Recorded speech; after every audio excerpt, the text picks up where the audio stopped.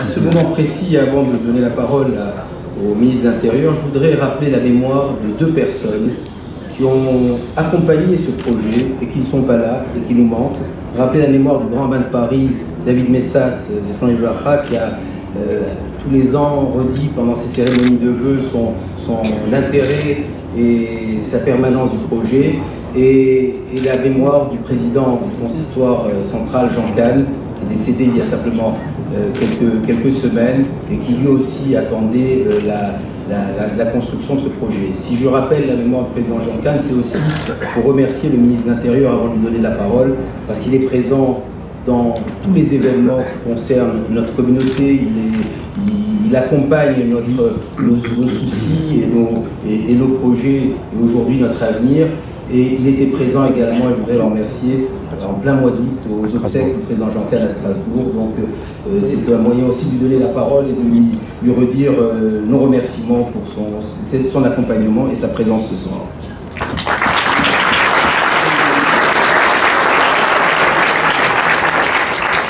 Madame la première adjointe, Madame le maire, Madame la vice-présidente du conseil régional, Monsieur le grand rabbin de Paris, Monsieur le président du consistoire central de France, Mesdames et Messieurs les parlementaires, Monsieur l'ambassadeur, Mesdames et Messieurs, chers amis, alors que débute, vous l'avez compris, vous le savez, cette nouvelle année, je tiens à mon tour, je suis venu pour cela, d'abord, à souhaiter à chacune et à chacun d'entre vous un très chaleureux Shana Tova. Que cette nouvelle année soit pour la communauté juive de France, pour les communautés juives partout en France, et que vous représentez une année de joie et de prospérité. À Rosh Hashanah, il est coutume de se souhaiter mutuellement de la douceur. Et je forme le vœu pour que les mois à venir soient pour vous et les êtres qui vous sont chers des mois faits de beaucoup de douceur. Nous sommes aujourd'hui, Monsieur le grand rabbin, vous l'avez dit, au cœur de cette période très particulière de 10 jours qui séparent Rosh Hashanah de Kippour. 10 jours d'introspection qui invitent tous les Juifs à revenir sur les mois écoulés, et c'est ce que je souhaite faire modestement avec vous ce soir. L'an dernier, à la même époque, Monsieur le Président, vous l'avez rappelé, je vous avais retrouvé aussi dans la belle synagogue de la Victoire. Une synagogue magnifiquement installée au cœur de cette ville de Paris dont la part juive, vous l'avez dit, chère Anne Hidalgo, s'exprime, je le sais, avec une intensité toute particulière. L'an dernier, je vous avais retrouvé après une année terrible.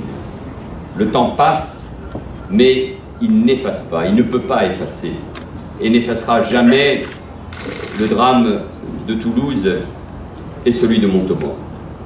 Notre nation a été touchée en plein cœur, mais grâce à son unité et à sa cohésion, qu'elle a notamment manifesté encore une fois en mars dernier autour du président de la République pour une cérémonie d'hommage. Notre nation a pu porter le poids du chagrin.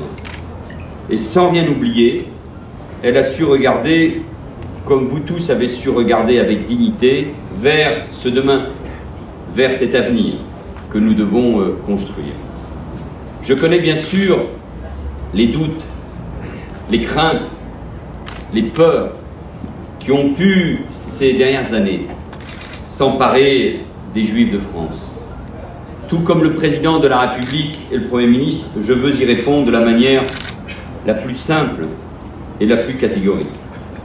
L'avenir des Juifs de France, autant que pour tout autre Français, est en France, dans cette patrie qui, depuis plus de 2 siècles, depuis la Révolution française, est profondément, intensément leur patrie, votre patrie.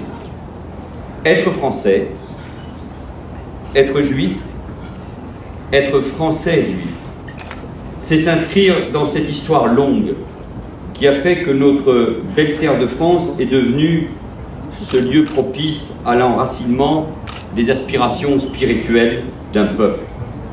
Et c'est cela que nous devons en permanence garder à l'esprit. Et ce, malgré l'horreur irréparable de ces années de collaboration où la France n'était plus elle-même. Et ce, malgré les blessures des derniers temps. L'année écoulée a été pour les Juifs de France, je ne sais pas si c'est le bon mot, mais employons-le, une année, une nouvelle année de reconstruction. Je veux vous assurer que la République, et je sais pouvoir compter sur tous et sur tous les élus, quel que soit leur engagement politique, quand il se situe dans le cadre républicain. Je veux vous assurer que la République fera tout pour que les souffrances de mars 2012 conservent leur place dans la mémoire nationale. Elle fera tout pour que ces souffrances guident vers de nouveaux projets, de nouvelles réalisations, vers plus de tolérance et vers plus de sérénité pour les Juifs de France. Les Juifs de France, tout comme les autres pratiquants d'autres religions, les catholiques, les protestants, les musulmans, ont le droit de vivre leur appartenance et de pratiquer, cher Joël, leur culte dans la tranquillité et dans la sécurité.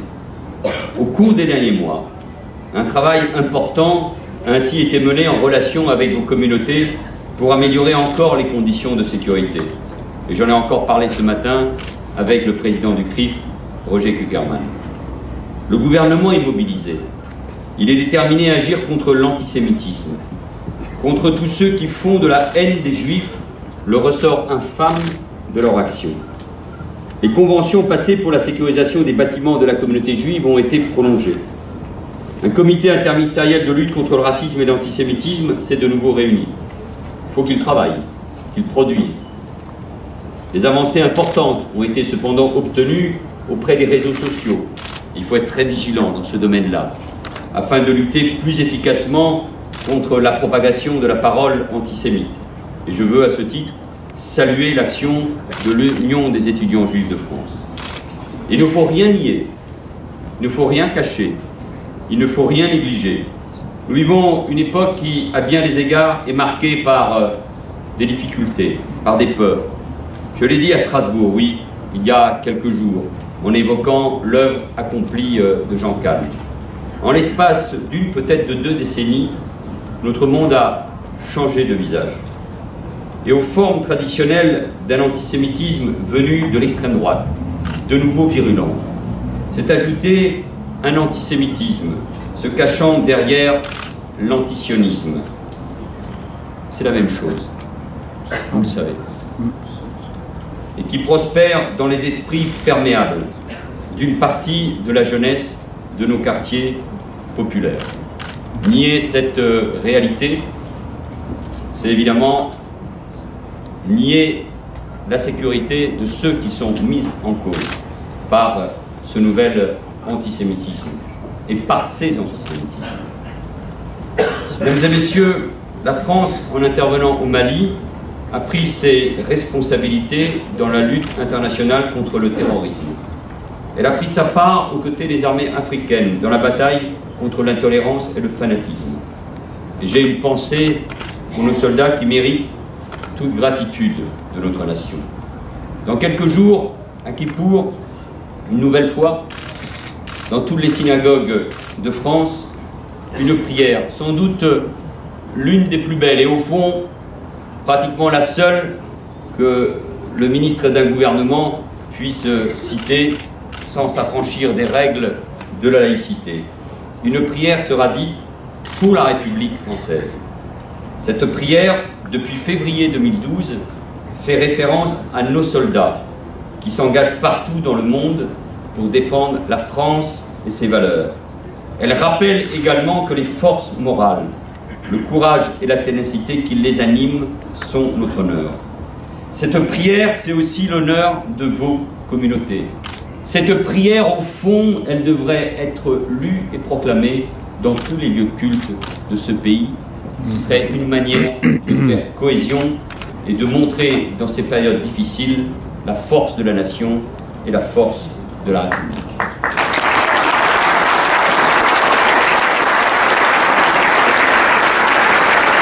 Demain, la France continuera, aux côtés de ses alliés, d'assumer, n'en doutez pas un seul instant, ses responsabilités pour défendre les valeurs.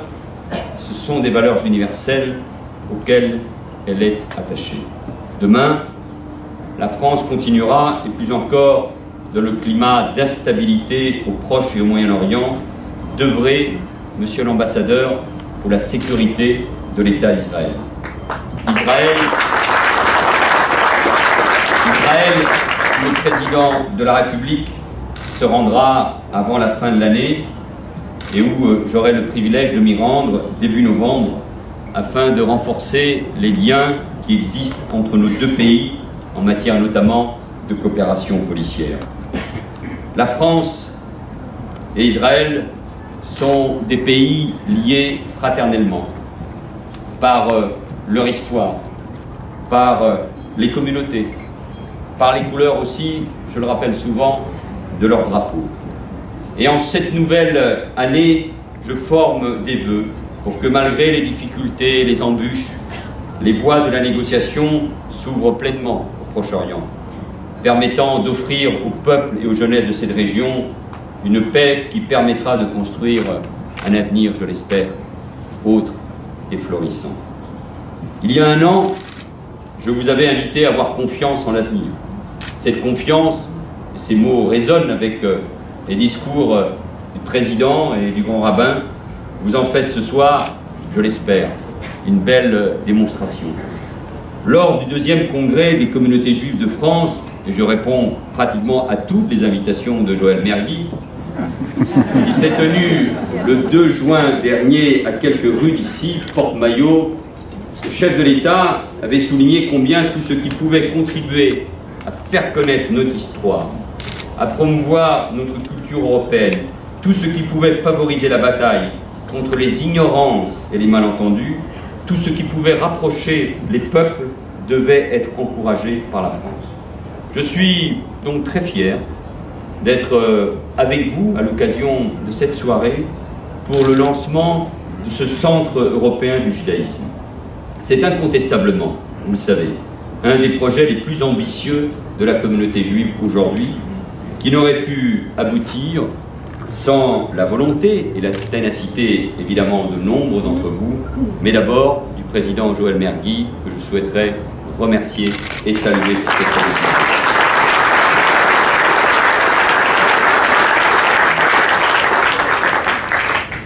Ce projet scellera un peu plus ce lien qui unit le judaïsme à la République, pas seulement à la France, à la République, car c'est un centre culturel, on l'imagine, un lieu d'apprentissage et de transmission.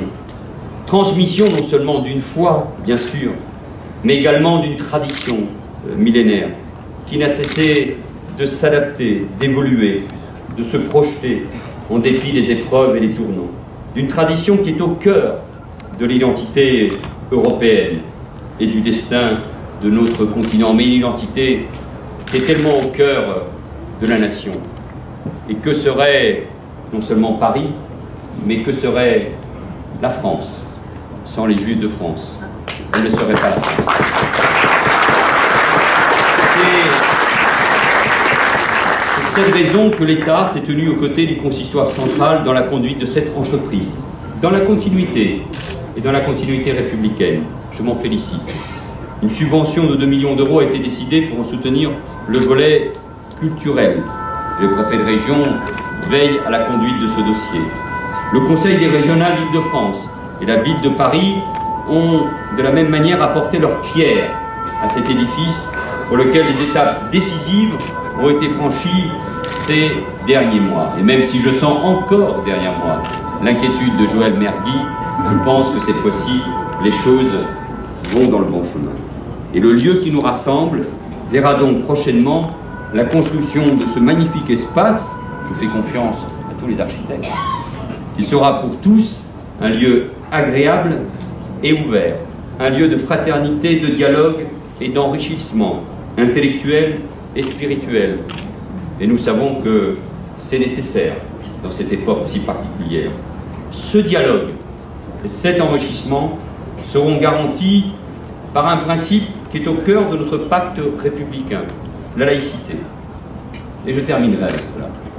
La laïcité n'est pas une ignorance du fait religieux, ou pire encore, une hostilité envers les religions.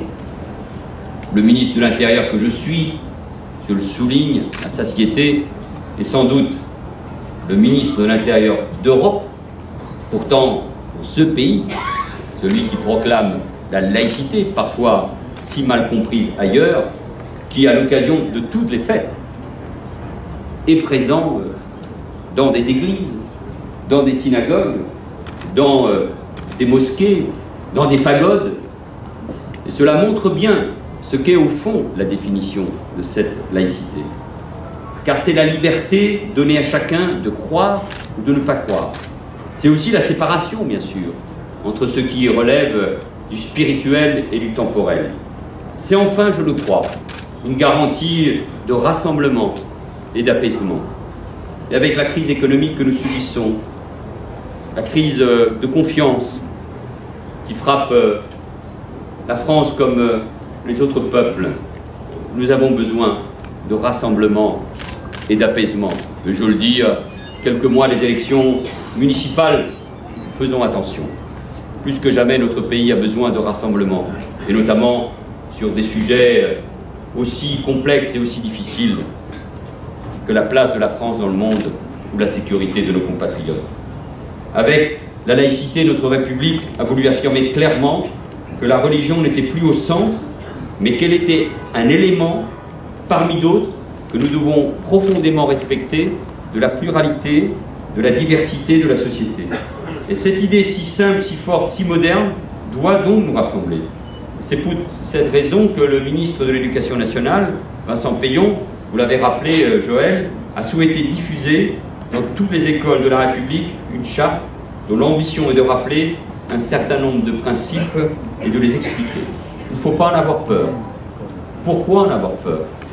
Donner toute sa force à la laïcité, c'est nécessairement faire la pédagogie de la laïcité, c'est plaider pour l'enrichissement de notre nation. Enrichissement culturel, ouverture, tolérance, voilà aussi la finalité de ce centre européen du judaïsme. Et quel beau projet, et quel beau symbole de lui donner naissance en cette période si particulière du calendrier. Un projet débute, une année commence, que cette année soit pour vos communautés l'occasion de renforcer les liens d'amitié et de solidarité, qu'elle soit marquée, oui, par la confiance, l'optimisme, la joie et le plaisir d'être ensemble. Et j'ai de la joie et du plaisir d'être avec vous. Soyez toutes et tous inscrits dans le livre de la vie. Bonne année, Shana Tova.